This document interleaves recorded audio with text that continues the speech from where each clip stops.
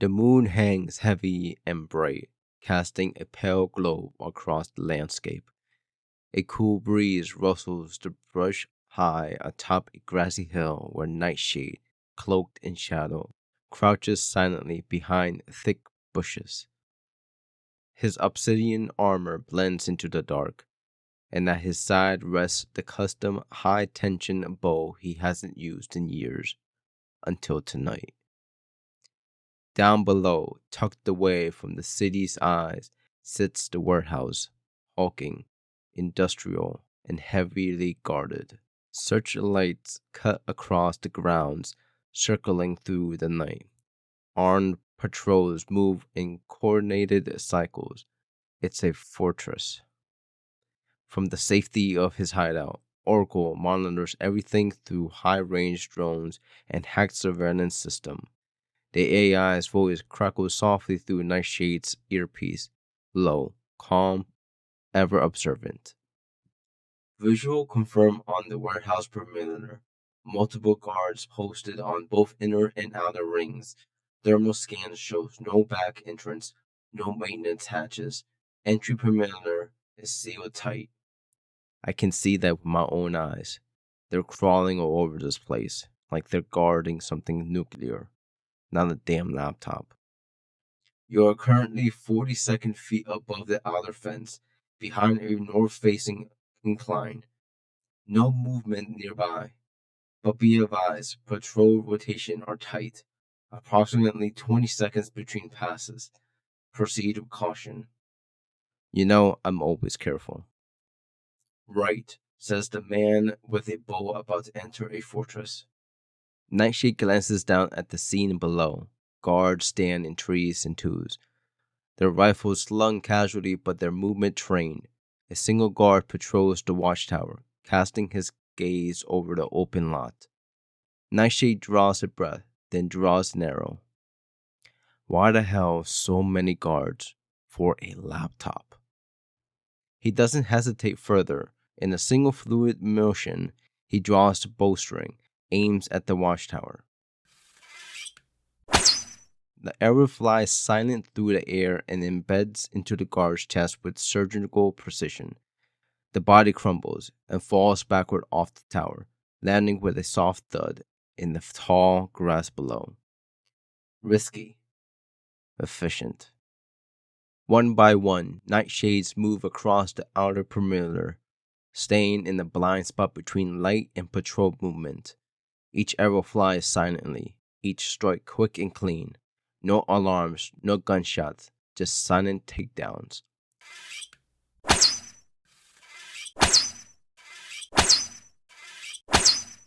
10 minutes later, the outer fence is littered with unconscious bodies hidden in the shadows. The entire ring has been cleared, without a single shout or flare. Perimeter is clear. What's inside? Based on the infrared scan in the drone fragmentation, approximately 12 more heat signatures inside the building. Roughly half are armed. The structure is multi-leveled, ground floor, mezzanine, and sub-basement level. That's where the signal leads. Wherever this laptop is, it's on the ground. Of course it is. And no way in still? Affirmative. Still no access point beyond the front door. Your best option is to go through the main entrance. Suggest sticking to the shadows. Avoid overhead lights. Maintain low profile. You make it sound so easy. But I know it's better this way. He descends the final slope, hugging the walls of the warehouse now. Moonlight glints off the metallic surface, but Nightshades move like a ghost, silent, swift, and unseen. His bow is drawn, arrow nooked, eyes scanning every shadow and corner. Every step is calculated, every breath measured. His silhouette flickers through patches of shadow as he creeps towards the front, waiting for the movement the patrols pass. As the spotlight turns away, he moves, slipping into the blind edge of the entrance, hugging the darkness like an old friend. Be advised, the moment you're inside, you're on your own. Radio interference may cause signal duration. I'll monitor as long as I can. Just keep the line open. I'll do the rest. The door creaks silently as he slips into the warehouse interior. Bow ready, heart steady. The hunt continues. The steel door slowly eases shut behind Nightshade with a low, metallic groan. He slips into the shadow of the dimly lit warehouse interior, the bow gripped tight in one hand, an arrow loosely nocked. The vast space is eerily silent. No chatter, no footsteps, no immediate sign of life. Dust hangs in the air, thick and undisturbed. Crates line the walls, some open and half packed, others sealed and unmarked, but no guards. Not yet. He clinks the comm in his ear one last time before heading deeper into the building. Orikal, do a quick scan on this floor. I want to see if there's anything up here that might give us a clue. Paperwork, logs, anything related to that laptop. May I ask why, Mr. Stone? It appears this floor is abandoned. Because sometimes people slip up and leave things behind. Unlocked terminals, misplaced documents. Unfortunately, humans aren't perfect. Understood, Mr. Stone. Initiating surface scan. Nightshade glides silently between the crates and pallets, scanning the area with his visor's low light setting. Nothing appears at first, just the scattered remnants of a cleared out floor. But then he noticed something in the dust. Footprints, multiple pairs. Heavy boots, all leading toward the stairwell descending into the lower level. He follows slowly, crouching as his eyes catch on something half buried near a crate. A torn letter, its edge soaked in grime and nearly invisible against the ground. He kneels, fingers brushing dirt aside before he picks it up carefully. The letter is crumpled but liable, scanning the tile across the top. His breath subtle catches in his chest. Billionaire Kevin Stone to host celebration for his younger sister. Invited guests include high-ranking officials, investors, and family friends. Stone Industry headquarters are marked on map below. Elliot, I advise you to end this once and for all. The rest is ripped clean off. No signature, no sender, just a cold, calculated suggestion, and his name. This wasn't just surveillance. Someone planned to target the party. Me. Elliot's not just watching, he's being fed this intel. Someone else is pulling strings.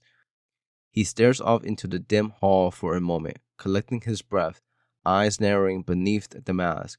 His tone is steady, but his heart pounds beneath the armor. This was supposed to be her night, and I led him right to it. Mr. Stone, what is it? Did you find something? No.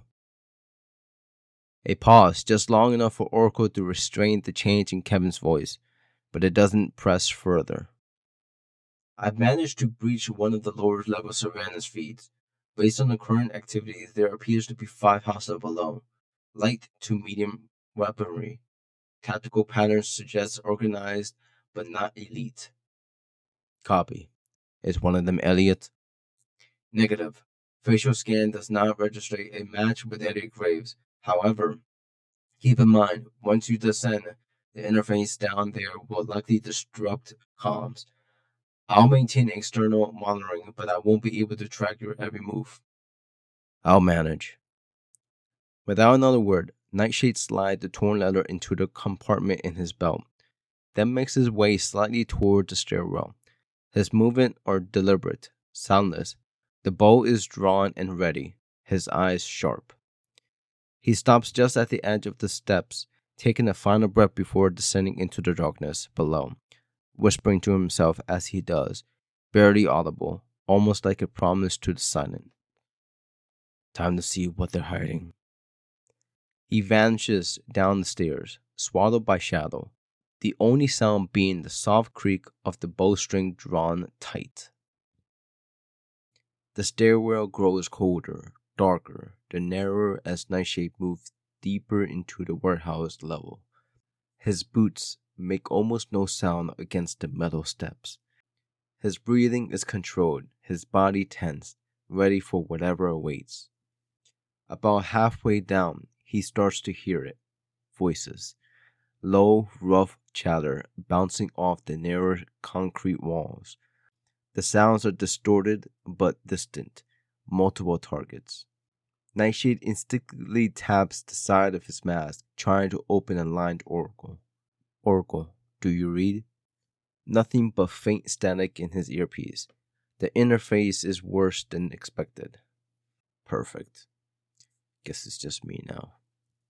He reaches the final step and halts, melting into the darkness near the stairwell's mouth. Pressing his body flat against the wall, he peeks carefully around the corner. His eyes scan the environment quickly, methodically.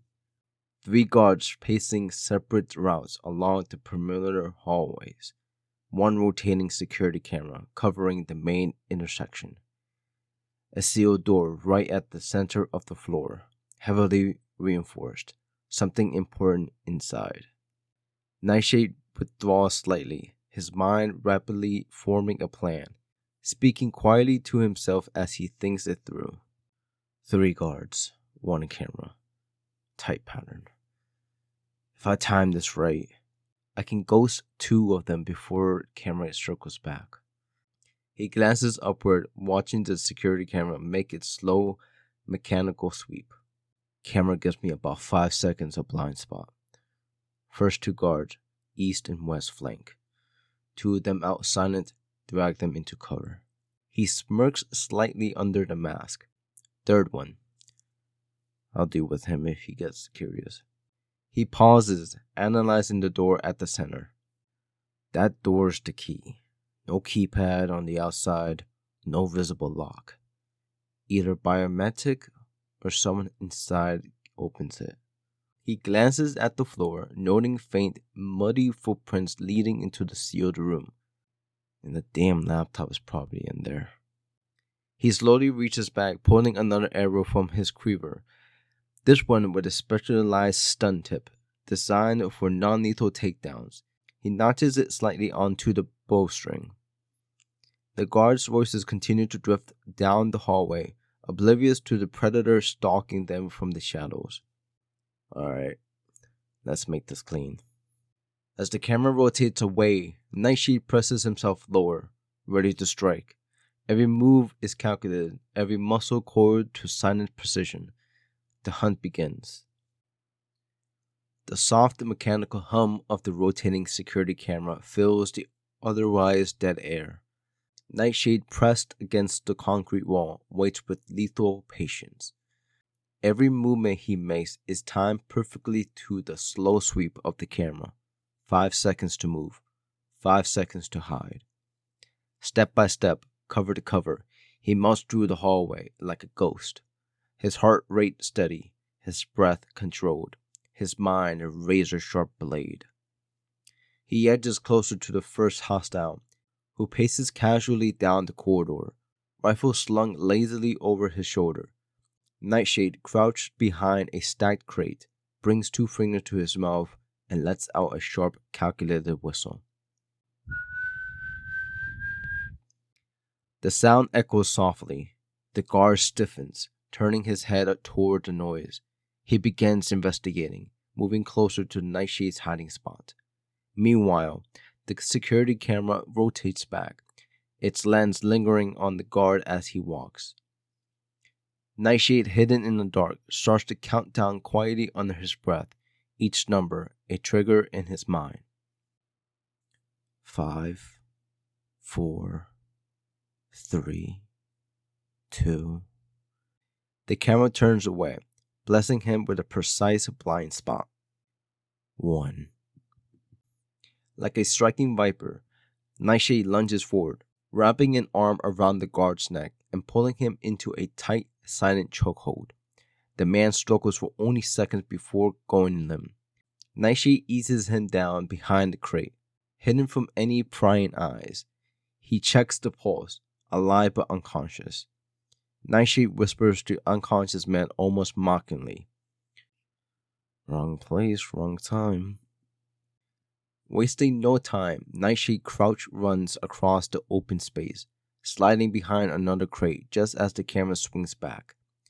Ahead, he spots the second guard, this one standing casually, taking a smoke break, rifle hanging from a strap. But Nightshade noticed something else. The third guard has joined him. The two stand side by side, speaking in low, muffled voices. Nightshade can't hear them clearly over the distance, but as he focuses, lip-reading their exchange, he catches a critical phrase. Elliot needs that laptop secured. Nightshade stiffens for half a second, narrowing his eyes from the shadows. So Elliot's after it too. What the hell is so important about this laptop? Data? Blackmail? Something worse? He leans back against the crate, shaking off the thought. No time to get distracted. Doesn't matter. First clear the floor, then deal with Elliot. He watches carefully, synchronizing his next move with predictable rhythm of the security camera. The guards are too close together for individual takedowns. One wrong move could bring alarms blaring. Okay, time to see how quick and sneaky I really am. Drawing another arrow from his quiver, this one tipped with a specialized stun charge, he notches it silently, pulling the bowstring back smoothly. He aims carefully, targeting the ground right between the two guards' feet. The arrow sails through the air, landing with a soft clink exactly where Nightshade intended. A faint pulse of blue light flickers, crackling violently. An intense electric surge explodes outward, catching both guards. Their body convulse and collapse instantly, smoke rising faintly from the shadow puddle they stood on. Nightshade moved immediately, closing the distance in seconds. He grabs both fallen men by their vest, dragging them swiftly behind cover just before the camera swings back into view. He arranges the bodies neatly, pulling their unconscious form completely out of the light's path. Then, crouching between them, he whispered mockingly with a grin beneath his mask. You guys really shouldn't stand in puddles. First mistake. Nightshade rises smoothly, his bow ready once more. He steals one last glance toward the sealed center door. The path is clear. The warehouse is silent again. Now it's just him and whatever awaits inside. Nightshade stands along before the sealed center door, hidden from the security camera sweep. His fingers trace along the edges of the heavy steel surface, fitting for any sort of panel, seam, or biometric reader. Anything he could use to open it quietly, but nothing reveals itself. He steps back, arms crossed, frowning beneath his mask, whispering to himself as his mind races. One room down here. One sealed door. No keypads, no scanners. If that laptop's so important, why dump it in the middle of a goddamn bunker like this? And the guards, did they even know what they were protecting? Or were they just muscle for hire? The longer he stares at the door, the more impatient he grows. Waiting isn't an option anymore. Not with a ticking clock he feels in his gut. He pulls out an arrow, this one tipped with a micro-explosive charge, notches it into the bow, and takes careful aim at the center of the door.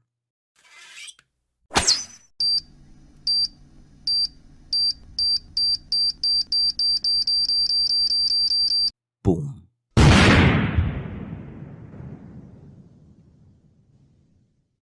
The explosion is controlled but powerful, sending a deafening crack through the underground level. The sealed door shudders violently and then crashes down, throwing up a thick cloud of dust and smoke into the air. As the dust settles, Nightshade stands alone at the threshold, bow lowered but ready. He steps inside the room cautiously. It's dark, almost unnaturally so, with only faint emergency lights humming along the ceiling. In the center of the room, resting on a stark metal table, is a single open laptop, faintly glowing in the gloom. The scene feels wrong, too perfect, too easy. Nightshade narrows his eyes as he approaches slowly, boots making almost no sound on the concrete floor. He stops a few feet from the table, studying the laptop like it might bite him. He gently taps the touchpad. The screen flickers awake with a soft chime. But instead of a simple welcome screen, a password prompt appears. The interface itself feels heavy, dark. The background a dull black with ominous red coding flickering faintly behind a password box. Just then, his comms crackle back to life. Orikal manages to cut through the interference. "Mr. Stone, do you read it?" "I'm here. Found the laptop. It's locked behind a password, though."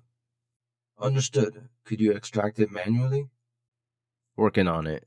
But listen, I'm not the only one who's after this thing. The room was locked away. No sign of storage, no service, nothing else down here. Feels like it's bait.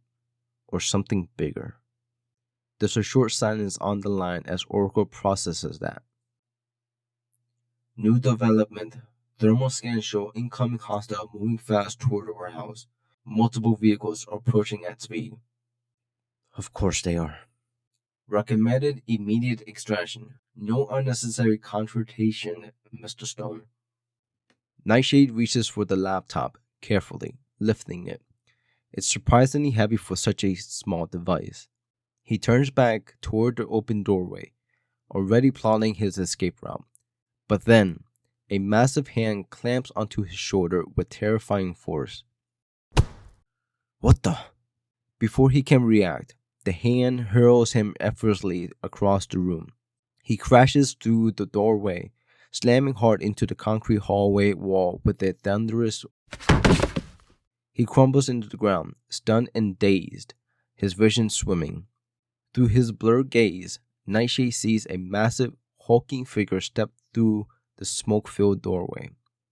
A towering mountain of muscle, clad in rough tactical gear, his breathing heavy, almost animalistic.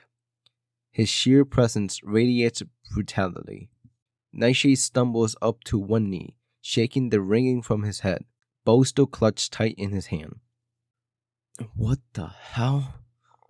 He pulls himself fully upright, locking eyes with the monstrous man from across the corridor. The figure lets out a deep, guttural growl, a sound that doesn't seem completely human. Nightshade tightens his stance, raising his bow slightly, every muscle tensed. "Not human. Great." The hulking man sneers, his voice thick and rumbling like stone grinding against stone. "Puny human." The corridor seems to shrink around them as the two stand off, hunter and monster, eye to eye, both understanding that only one of them will walk away standing.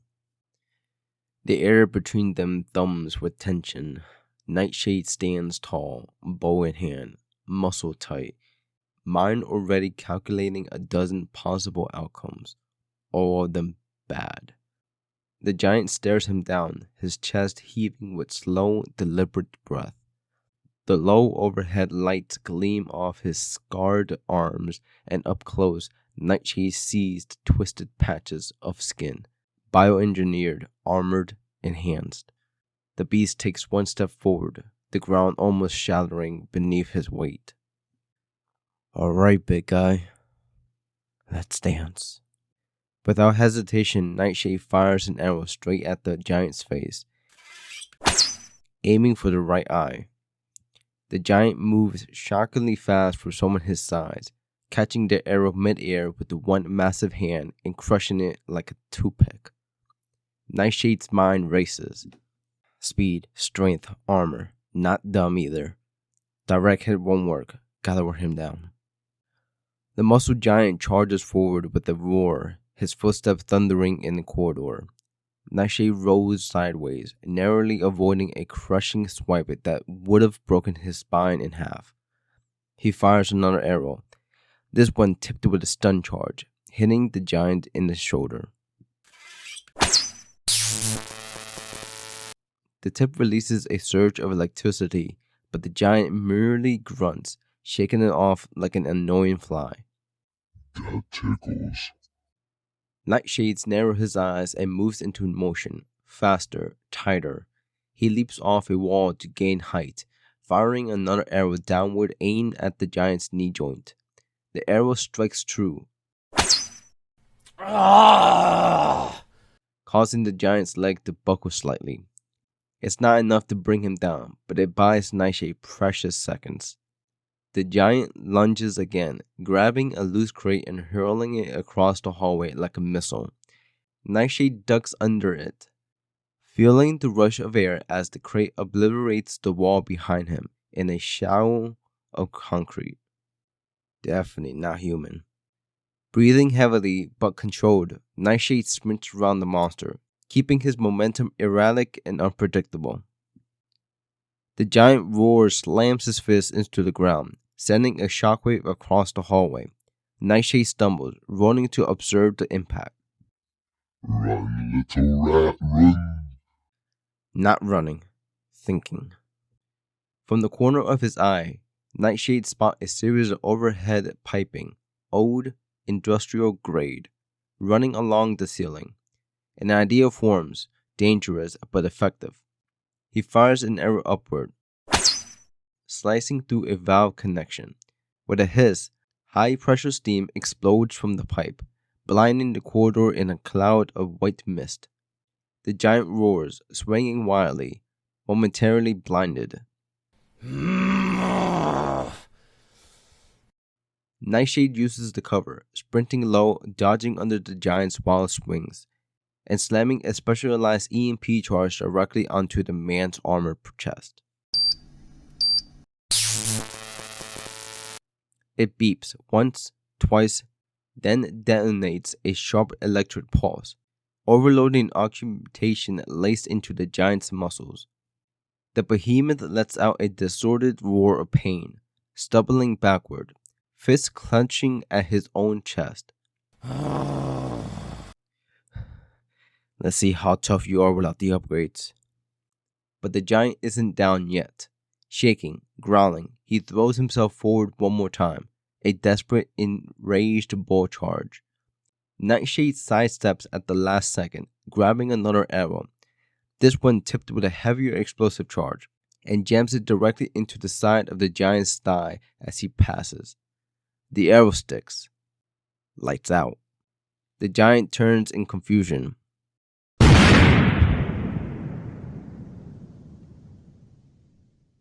The explosive arrow detonates, blasting the giant off his feet and slamming him into the far wall with a deafening crash.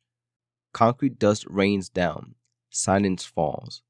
Nightshade, breathing heavily, stands alone once again in the hallway, bow lowered, body bruised but intact. Across the hallway, the muscle giant lies motionless, half buried in rubble, still breathing but defeated. Mr. Stone, are you alright? We lost visual during the explosion. Still standing. Target neutralized. But next time, Orikal, warn me if a freight train's guarding the laptop. Nightshade tightens his grip on the laptop, tucked under his arm. This was no ordinary mission anymore. Whoever Elliot Graves was working with, they were willing to unleash monsters to keep their secrets safe. And Nightshade had just kicked the hornet's nest wide open. The night's battle still clings to Kevin Stone's body as he rides his blackout motorcycle through the empty street, the stolen laptop secured tightly inside a compartment on the back. The warehouse, the monster, the fight, it all lingers in his mind like a storm he barely outran. The city's neon glow watches over him as he weaves through the night, but he barely registers it. His thoughts are sharper, heavier. Too many questions, too many unknowns, and worst of all, Elliot Graves was still out there. At last, Kevin reaches the hidden entrance to his underground hideout. He keys in the silent code, the heavy metal door sliding open without a sound. Inside, the hideout hums with a low light and soft mechanical sounds. The vast monitor flickers back to life around him, resembling his command center. Orikal's holographic form materialized immediately, blue light rippling across the room. Welcome back, Mr. Stone. Vitals elevate but stable. Minor external injuries detected. I recommend medical attention within the next 12 hours. Kevin pulls off his mask, tossing it onto the table with a grunt. His face is damp with sweat, a cut of his jaw already crusting over with blood. He drops the laptop onto the main table and leans heavily on his hands, exhaling slow and rough. Add a chiropractor to that recommendation. Orikal flickers briefly, almost amused, but his tone returns to seriousness. You faced something unexpected. Yeah, some kind of enhanced muscle freak. Not just a thug with a gun, someone engineered him, designed him to kill. Unknown entity. Cross-referencing now with bio-enhanced project and private military contractors. Results pending. Kevin pushes off the table, pacing the hideout slowly, pulling off his damaged gloves and setting them aside. And Elliot, he wasn't there. But this has his stink over it. He stops, staring at the closed laptop like it might jump off the table. He's willing to kill for whatever's inside this thing. And you almost died acquiring it. Yeah. Well, it's mine now. Kevin sits heavily in the old futuristic chair by the workstation, facing the laptop. The screen still shows the locked prompt, the intimidating black and red interface pulsing faintly. He taps his finger against the table in thought. Do you intend to attempt to breach the password? Yeah. Without knowing what security measures are in place, there's significant risk of data wipe, or worse, external triggers. Wouldn't be the first time I pissed someone off by opening the wrong door. A heavy silence falls for a beat. Kevin studies the dark screen, his reflection staring back at him, a ghost across the glass. Mr. Stone, whatever's on that laptop, it's important enough to bring monsters out of hiding. I advise caution. Caution got me this far. But answers are gonna get me farther. He crackles his knuckles slowly, then leans forward, fingers poised over the keyboard. The hideout dims slightly around him, monitors humming, the entire system on standby, waiting. Kevin's face hardened into pulse focus. Alright, Elliot. Let's see what you're so afraid of. He taps the first key.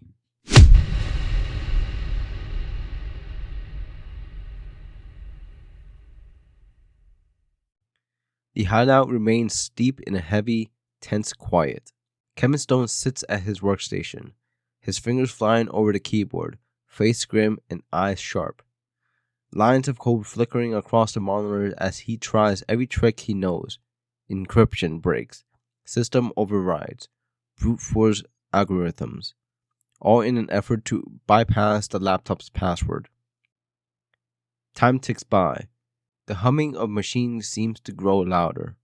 Each attempt ends the same way. Access denied.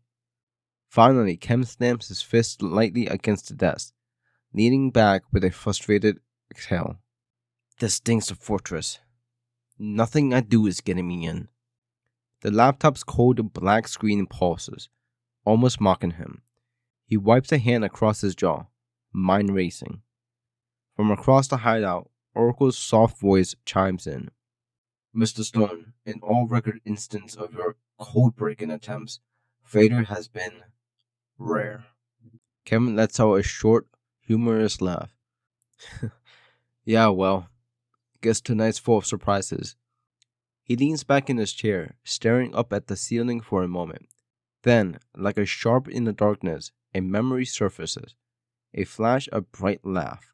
A voice, quick, clever, teasing. Mia. Kevin sits up straighter, his mind suddenly racing down a new path. Orikal notices immediately, its form brightening slightly. You are formulating an alternative plan. Kevin smirked slightly, rubbing his chin. You could say that. And what, may I ask, is this new plan? Kevin stands grabbing his mask off the table again and moving forward to the armory where his gear hangs, ready as always. I need someone who understands systems like this. Someone who thinks differently. Someone who's not bound by the same patterns I am. And who would that be? Kevin hesitates just for a second, then speaks the name out loud. Mia. There's a distant pause from Orikal, like it's trying to process the unexpected answer. Mia Carter? The individual you encountered at the celebration event, the daughter of Sergeant Daniel Carter's. Kevin zips up his lightweight tactical jacket and fastens the clasps, preparing for the night ahead. Yeah. She's studying computer science and IT. She works there, late hours sometimes, from what I've heard her say. And you believing she will be present at the IT and computer science building at this hour? Kevin picks up his bow, slinging it lightly across his back, sliding his mask over his face once again, becoming Nightshade. His voice grows steady, assured something deeper in him knowing the answer already. I just know. You trust her? I trust the part of me that trusts her. The room fills with a heavy silence as the words settle between them. The blue glow of Orikal hologram seems softer somehow, almost hesitant. Very well. I will monitor your approach. Caution is advised, Mr. Stone. Nightshade steps forward to exit hatch, the night calling him back into the shadows once more. Always is. The hidden exit slides open. A rush of cool midnight air fills the hideout, and just like that, Nightshade is gone, swallowed by the city's endless glittering dark.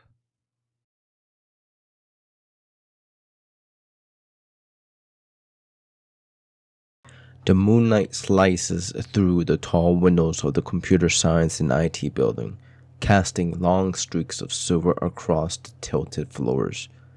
The halls are eerily quiet, everyone long gone except for one solitary figure, hunched over a desk in one of the side labs. Mia Carter, typing away on her laptop, half working, half lost in thought. The soft echo of his footstep in the distance catches her attention.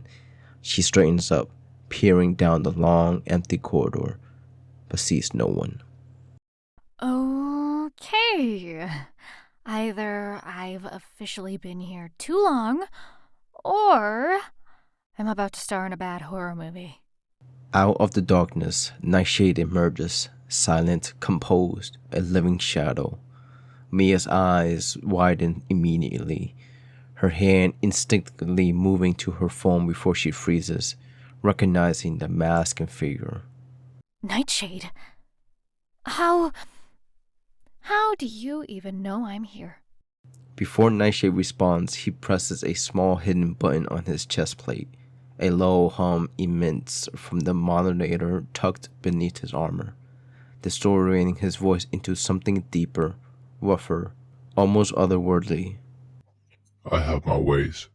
He steps closer, slow and not threatening, keeping a respectful distance. Mia relaxes slightly, but remains alert, her heart thudding fast. You said you still owe me a favor, even though I told you you owe me nothing.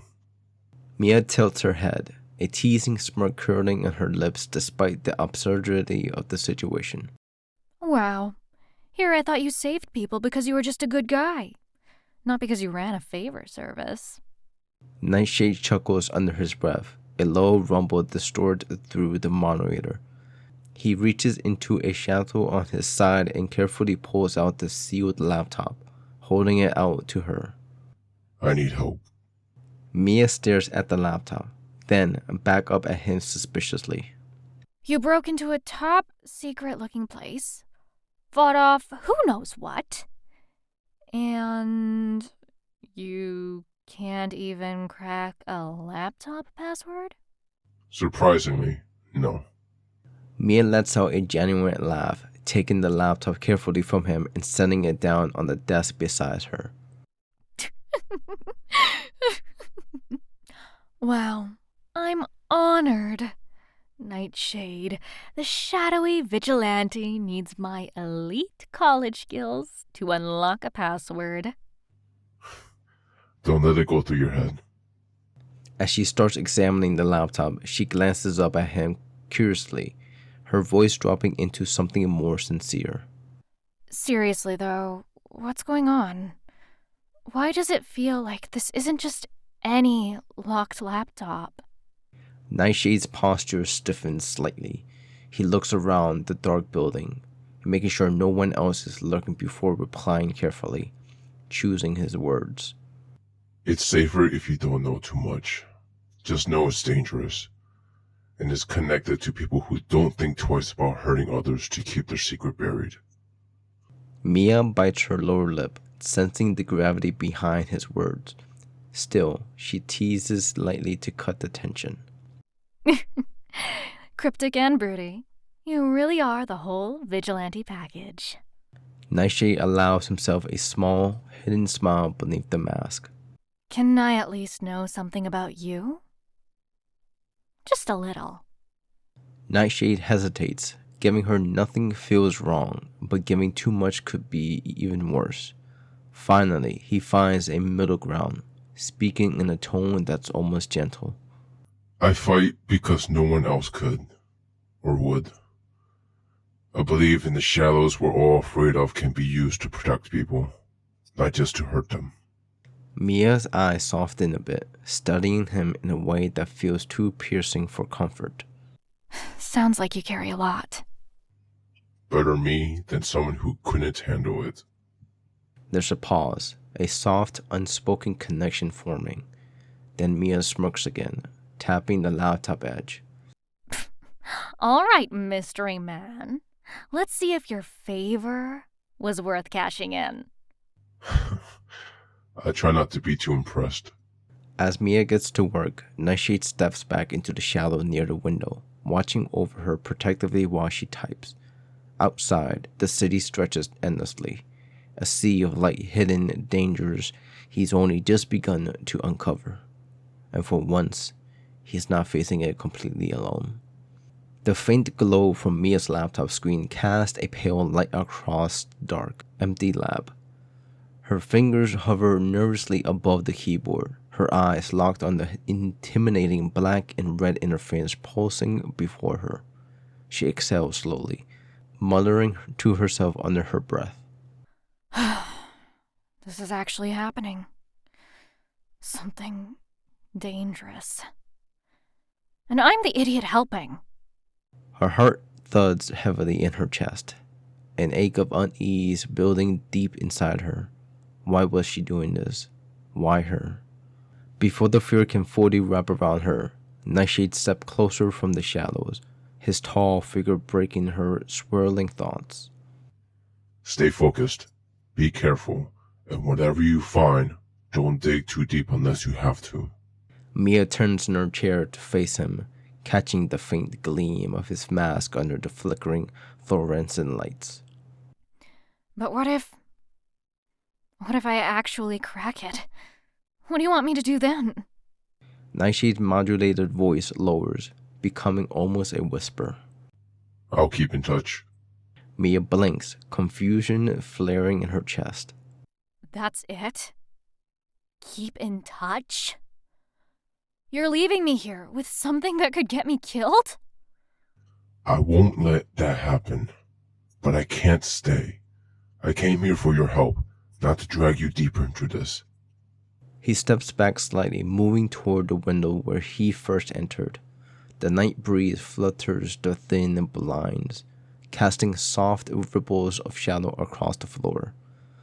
Just as Nightshade reaches the window, Mia, acting purely on instinct, grasps his gloved hand, stopping him mid-motion.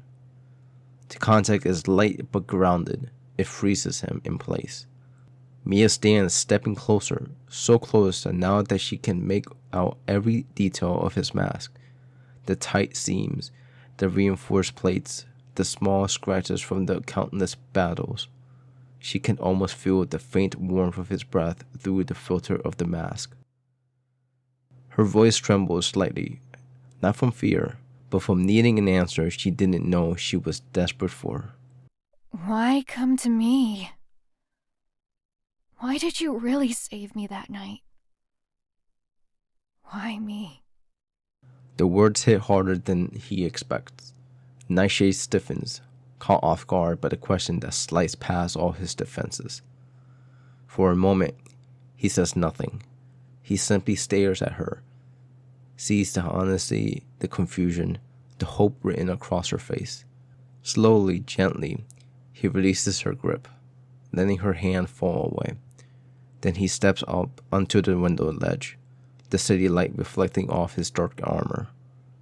Before he disappears into the night, he glances back over his shoulder, the moonlight slicing across half his mask. Because I see something good in you. Because you want to help people, just like I do.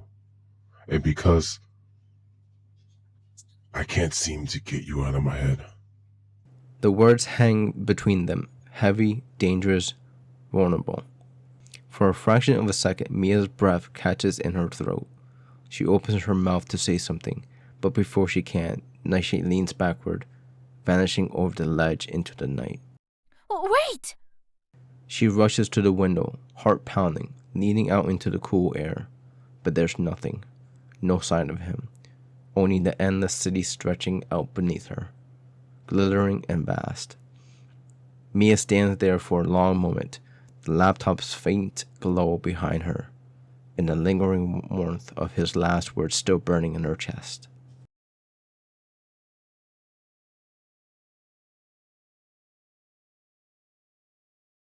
The streets of the city are quiet. The distant hum of neon lights casts a dim glow over the pavement as Nightshade rides through the empty roads on his blacked-out motorcycle, the laptop no longer in his possession. The wind whips past his armor, the tension in his chest finally starting to ease. Until... Mr. Stone, are you en route to... The voice suddenly distraught, then shifts colder, twisted with amusement. Your little cave, Kevin? Well, well, well. Looks like someone's been busy. The moment the voice changed, Nightshade slams the brakes, the motorcycle screeching to a halt in the middle of an empty intersection. His eyes narrow behind the mask. The city is still. No movement, no sound, except the cruel familiarity in Elliot's voice. Elliot. You sound tense. Is this a bad time? Nightshade dismounts, scanning the rooftop and windows above, his hand instinctively drifting to the bow strap across his back. What do you want? Just checking in. Thought I'd say thanks. After all, you've been doing a hell of a job retrieving my laptop for me. Saved me the trouble. You set this whole thing up, didn't you? The guards, the monster, the room.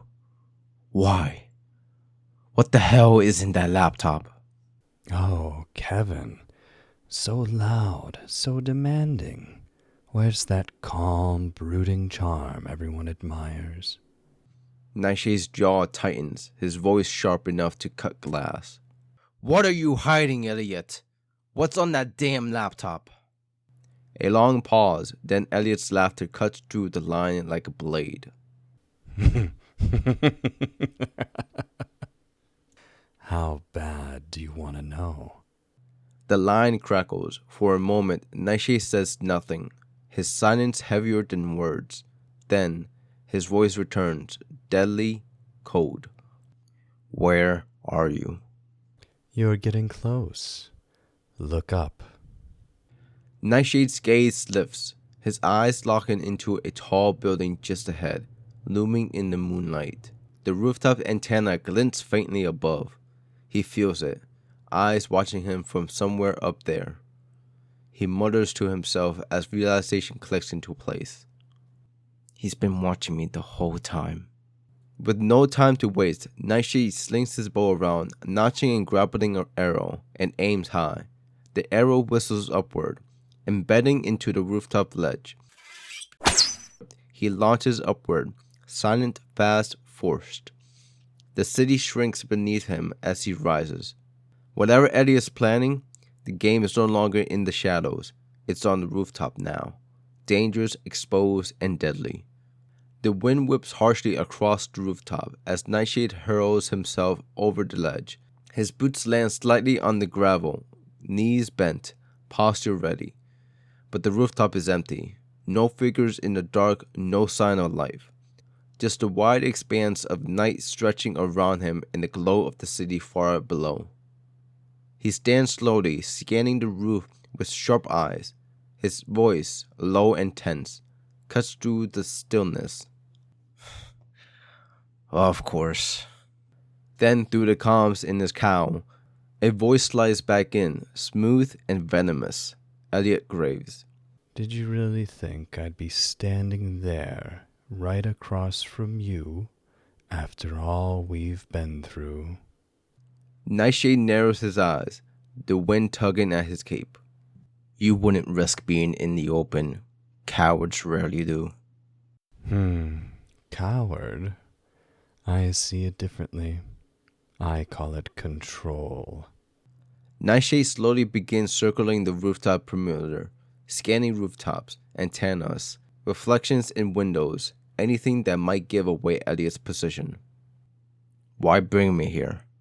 What's this all about? You'll find out in time. For now, I just wanted a little chat. Nightshade stopped in the center of the roof, glancing around, posture ready but calm. Speak.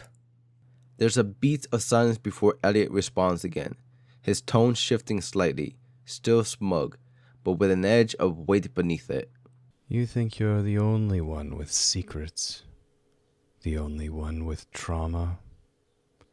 You parade around the city like a savior, but you're dangerous, Nightshade, more than you realize.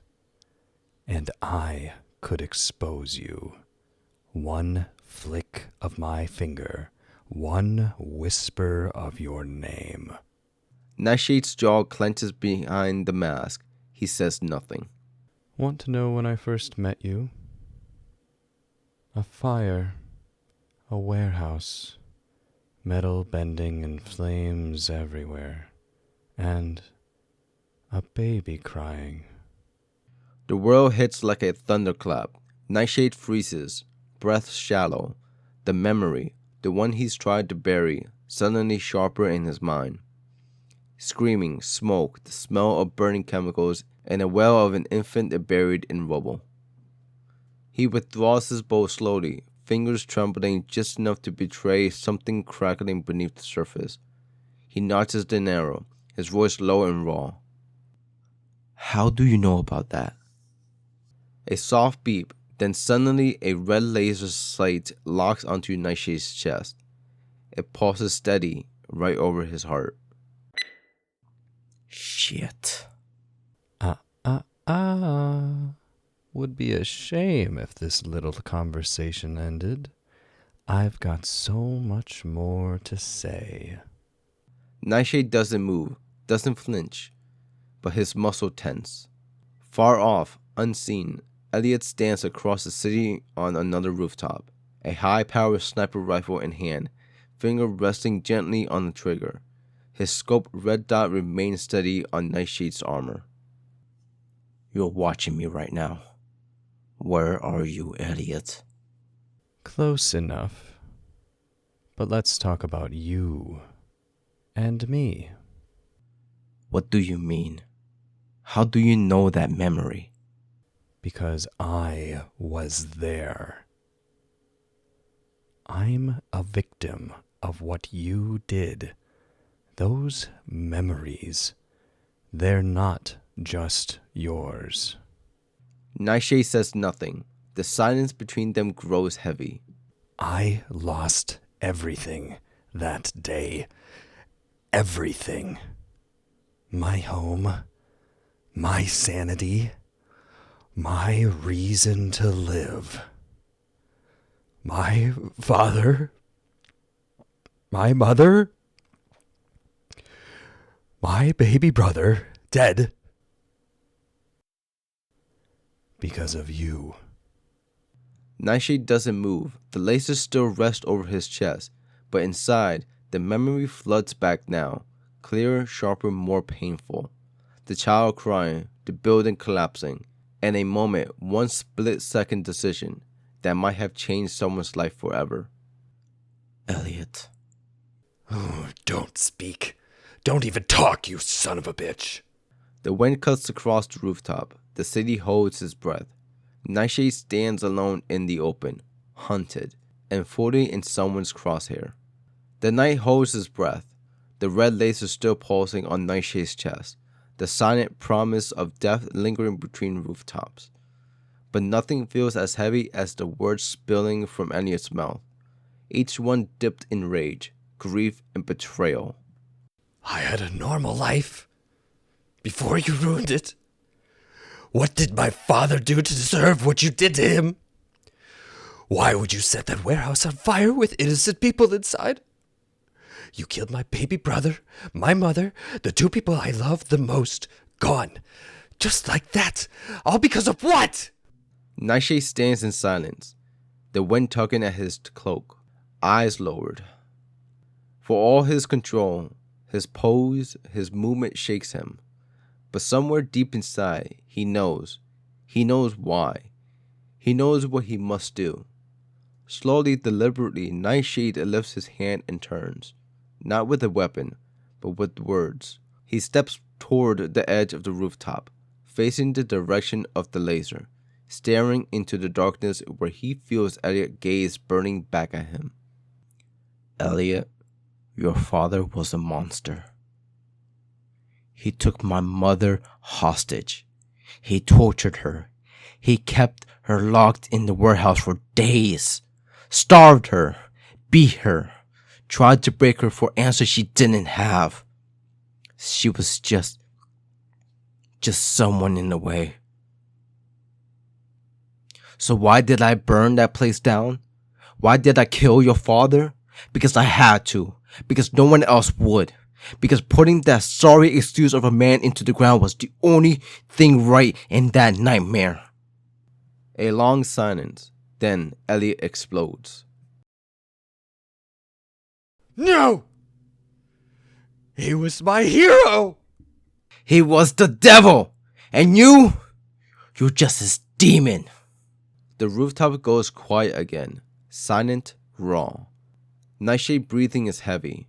But Elliot composes himself slowly, regaining control, though his voice trembles with restrained hatred.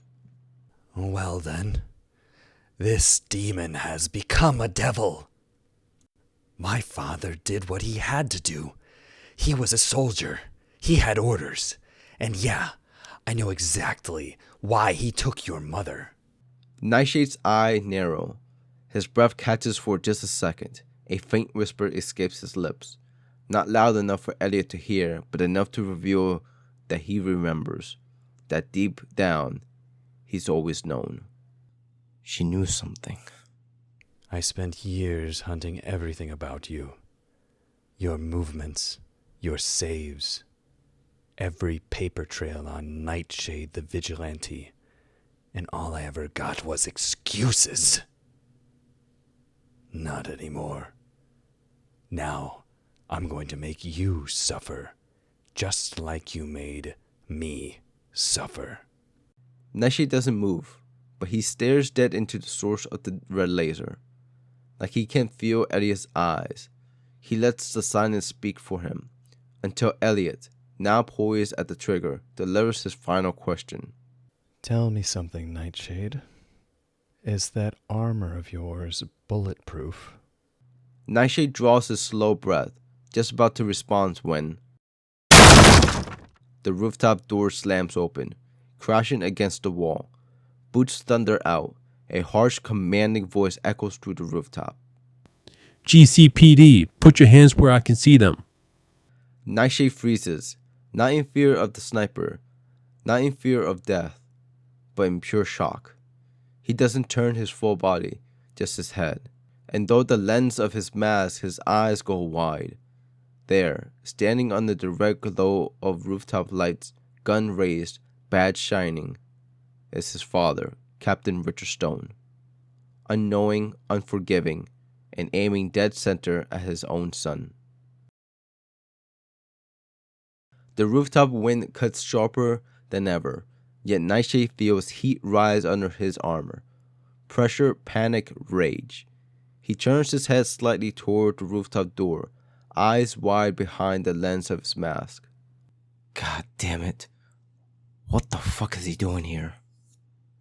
His father, Captain Richard Stone, stands firm just a few steps away, gun raised and voice echoing with command authority. Put the bow down. Let me see your fucking hands. Nightshade remains still, only his head turned, muscle coiled tight. He doesn't raise the bow, but he doesn't drop it either. The two men, father and son, stare across the invisible chasm, one of law and secrets. Nightshade opens his mouth to speak, but... Don't even start. You don't speak until I say. You're done hiding behind that damn mask. Nightshade tightens his jaw.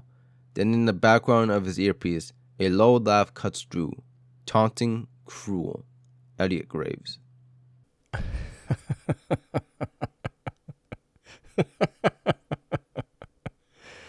Oh, this is beautiful. Front row seats to a family meltdown. Nightshade's finger twists near the bowstring, but he lifts a hand to tap the side of his armor, activating his voice modulator, his voice dropping to a low, disguised growl. You're in danger. You shouldn't be here. I'm not the bad guy. Richard flinched slightly, but his grip on the gun stays firm. Shut the hell up. I got an anonymous tip. Said you'd be here. And surprise, surprise, you are. You're coming into GCPD. Questioning, processing, whatever it takes to find out who the hell you are. No!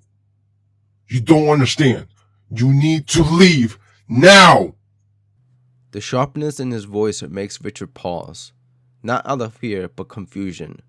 A silver of uncertainty breaks through his authority. What the fuck are you hiding? Before Nightshade can answer, Elliot's voice sliced through again, smoother this time, smug. Oh, Kevin, what a shame. Your own father sees you as a criminal, a vigilante, a nobody, just like I do. Funny, that's probably the only thing we have in common. Shut it! The words fly from his mouth before he can stop them, startling Richard, who now sees him talking to someone invisible. You're not alone. Who are you working with? Are you part of something bigger? Tell me what the hell is going on. The tension becomes unbearable, one breath away from chaos. Nightshade knows this has gone too far, and now there's only one thing left to do, something he never wanted to do. Not like this, not here, not now.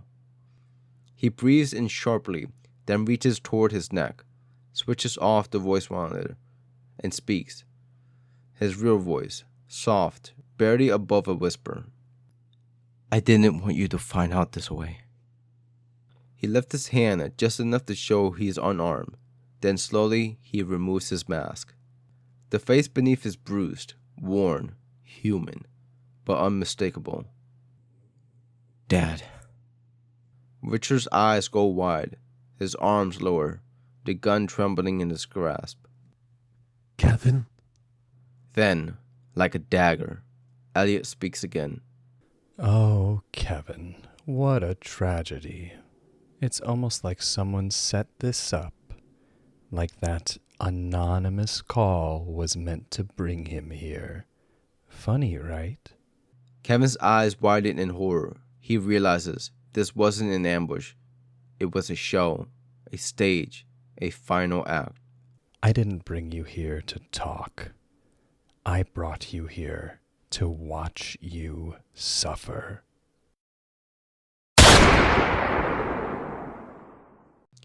A gunshot rips through the night. The rooftop goes still, silent. Seconds pass. Kevin blinks. Then he hears it. A breath, staggered in pain.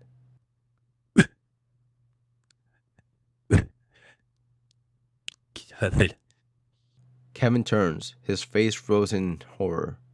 His father takes one final, shuffling step toward him, a dark red gash blooming across his chest. Blood soaks through his shirt. His knees buckle. He drops the mask, rushes forward, catches Richards just as he collapsed to the ground, his hand trembling as it presses over the wound. "Stay with me, Dad. Stay with me." But Richard's eyes begin to fade, his hand clutching Kevin's arm with what little strength he has left. The rooftop floods with grief, and somewhere unseen, Elliot smiles.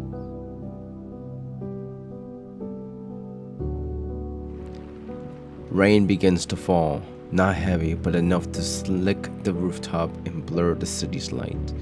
Kevin clutches his father in his arm, holding back panic as he presses against the bullet wound, blood spilling between his fingers. Kevin, why didn't you tell me? Kevin shakes his head, lips trembling, refusing to look directly into his father's eyes, still in disbelief that this is real. "Save your breath. You're going to make it. Just hang on. Just stay with me." Blood stains Kevin's glove, soaking into the seams of his armor. He's trying, willing, his father to survive. "Mr. Stone, I've been trying to reach." Richard coughs, blood on his lips. He lifts a shaky hand and rests it on Kevin's arm, pointing his son's gaze back down to him. "Son, why didn't you tell me?" This time, Kevin looks at him, truly looks. The fear, the guilt, the grief, all of it crashes down.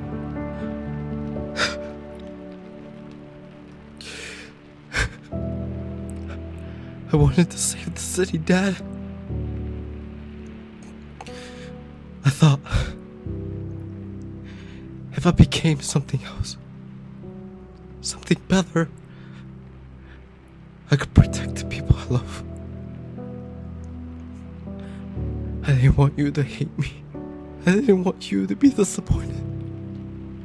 I didn't want you to be your disappointment."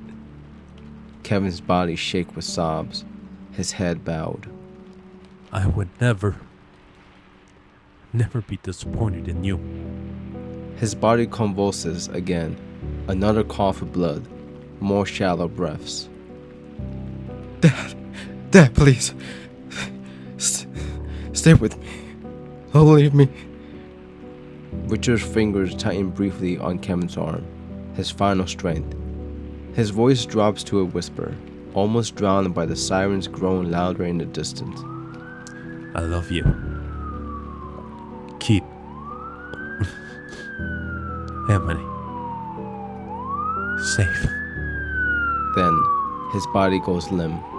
His hand slips away, his eyes still open, staring into Kevin's. But the light is gone. "Dad! Dad! Dad!" The cry echoed into the night, raw, soul-ripping. He leans over his father's lifeless body, sobbing, his forehead pressed against his father's chest. The sound of siren grows louder. After what feels like forever, Kevin slowly closes his father's eyes. He lays him down gently, brushing his hand over his chest, trying to breathe, to function. Then Orikal's voice returned, calm but strained. "Mr. Stone, I'm so sorry, but you have to leave now. The police are closing in." Kevin places a trembling hand on his father's shoulder. "I'm sorry." He grabs his mask, rises to his feet, and with a heavy heart, walks toward the edge of the rooftop. The red and blue glow of police sirens now fills the night sky. Without looking back, he leaps. The crowd is already gathering as Emily walks briskly through the late-night streets. Drawn by the sirens and buzz of voices, people murmur, some cry. She weaves through the mass, confused, anxious, until she spots the flashing lights surrounding a rooftop crime scene. Then she sees his familiar face, Sergeant Daniel Carter, just past the police perimeter. She pushes toward him. Daniel, what's going on? Daniel looks up, his face tense, eyes heavy. He hesitates. That alone is enough to set her off. Daniel, where's my dad? Daniel turns slightly, and Emily sees the stretcher behind him.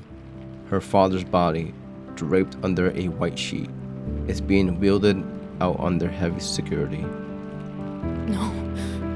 She shoves past officer and medics alike, screaming as she runs toward the stretcher. Dad! No, get off me! She pushes, screams, claws, until Daniel catches her, wrapping his arms around her tightly as she pounds against him. No, let me go! Let me see him! Let me see him! Emily's knees gives out. She collapses against him, screaming into his chest, tears soaking his uniform. Then, something draws her eyes away, a presence, a shift in the crowd.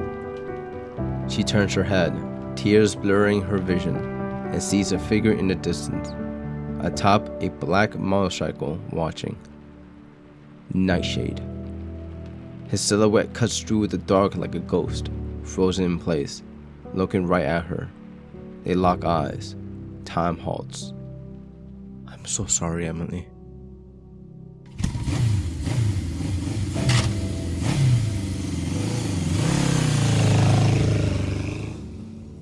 The engine growls.